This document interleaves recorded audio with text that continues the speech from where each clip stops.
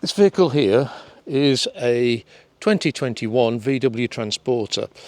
It's fully electric and it comes with about a 32 kilowatt hour battery, which only gives a limited range of about 82 miles. And that is why the depreciation on this thing has been completely fierce. It was £42,000 new after government grants, and now it's depreciated just over £13,000, which is when we bought it. Let's go inside and I'll describe the process to you.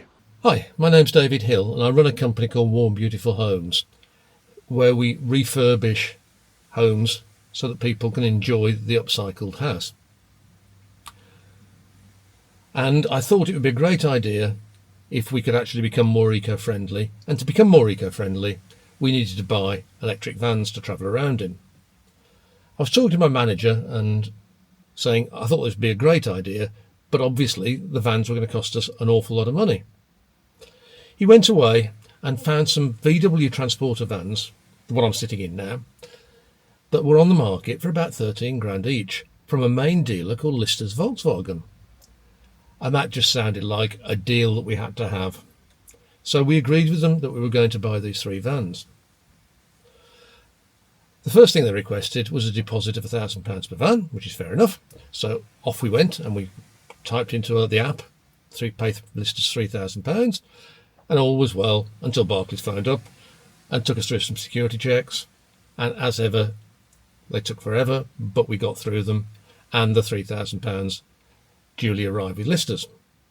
Next step, we go and inspect the vans, make sure absolutely everything is fine, and indeed it was.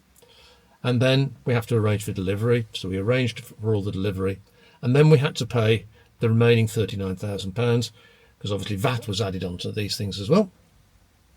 And we went onto the app again, typed in all the details, typed in Lister's details, and the money should have flown from us to them. So all should have been well. And of course, Barclays fraud team come on the phone at 2 o'clock this afternoon and say, you've got this payment here, looks fraudulent to us. We're really worried about this payment that you're going to be making to Lister's. And I said, well, no, it's perfectly legitimate. I know all about it and everything is fine. It's above board. Have you seen the vans? Well, I haven't personally, but they've been inspected. Do you know what the registration numbers of the vans are? Yes, I know what the registration numbers of the vans are. Have you checked that Lister's are a real company? They're a major dealer. Ah, but we don't know that. It could be fraudulent. Have you checked their bank account numbers? Well, we paid them a couple of days ago and everything was fine. They've got the money. Ah, but have you checked it? Have you gone back to their bank? Have you checked that out? Well, no, I haven't. Oh, well, you need to do that then before we can pass anything. Call us back. So, obviously, I put down the phone and we go through and phone Lister's and talk to them and they confirm everything is okay. And then I phone back the number that Barclays gave me. It's an incorrect number, so I have to call their main number. And then we go through the usual rigmarole of, I want to talk to the fraud team. Oh, this is Barclaycard. Yeah, I know that, but I need to talk to the fraud team for the banking app. Oh, well, no, can't do that. I have to transfer you to somebody else. And after about 4 or 5 bounces around the place, I get through again to the people that are the fraud team that are blocking it. So we now have to convince them that the deal is legitimate. So I swear that I know Lister's are great people. I know the names of the vans and I've checked every bank account detail and we've gone through absolutely every fraud detail and security position we could go through. At the end of that, they say, okay, we will release it. So next morning, Lister's are delivering the vans, the ones I'm sitting in now. And they phone us up and say, we haven't got the money. What do you mean you haven't got the money? We went through all the way through security. No, we haven't got the money. And we looked at the bank account and indeed the money hadn't left us. So I phone Barclays again. And of course we go through all the security, backwards and forwards. How old is your dog? What's your inside leg measurement? And whatever you could possibly think of. There's a very loud bird just appeared outside. So having gone through all that security again, having been moved from pillar to post, I actually spoke to a sensible guy who said, look, the reason they haven't passed it is they didn't believe you could actually buy 3 electric vans for 40 odd thousand pounds. Just do it again and I'll make sure that it gets passed. So I entered it all again and we went through, and lo and behold, the money flowed and the vans got delivered. So we think we're there, we've got the vans and everything is well. But then we've got to insure them, haven't we? So we get an online quote and we pay the money across to the online company, which is fine. No Barclays security checks there, thank goodness. Then apparently we have to phone up the insurance company, who take us through all of the details again that we've just entered online, about who the driver is, where it's going to be kept, what's the colour of the van, and all of that stuff. We get to the end of all that, and then they say, okay, we're now going to put you on hold and we're going to go and get a quote. But you've just quoted us. We've just agreed everything. Oh, no, we've got to go back to the brokers.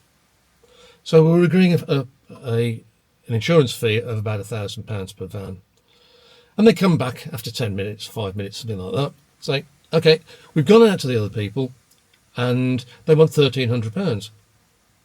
But that's a third more than you've just agreed. Oh, yes, we know that, but we had to go to the insurance companies. And so we go, okay, well, we're not going to do this then. We're going to go to somebody else. So they say, well, leave it with us. We'll put you on hold for a couple of seconds and then we'll come back to you. 5 minutes later, they come back to us and say, okay, we understand that you're not going to pay £1,300, so we'll knock it back down to £1,000. Right, so we accept that. And the van's insured, and we're ready to go. So we get in the van, or I get in the van, and start driving it back. So on the way, it turns out there wasn't any electricity worth talking about in the van. And the van announces, I'm not going to go above 30 miles an hour now. Well, I thought that I was driving it and the van wasn't driving it. And it turns out, no, that's not the way it is. The van controls all. So obviously, I have to go off to a petrol station to try and charge the thing. And it turns out the people in the petrol station don't really know how the charger works, and I haven't got the foggiest how it works either. So after about 20-25 minutes of faffing around, I get the van working properly, and we sit back and it charges itself at 85p a kilowatt hour, with 2 or 3 people waiting for the van to be fully charged so they can get their charging going. So after all that, we've got the van, we've paid for it, we've insured it, and it's charged. I don't like it. I don't like driving it. It's just unpleasant. So, having gone through all of that, I'm going to have to do something to get rid of it. I just don't like it. So that's the tale of how to buy a VW Transporter van. And you can do it for not much money. Thanks for watching.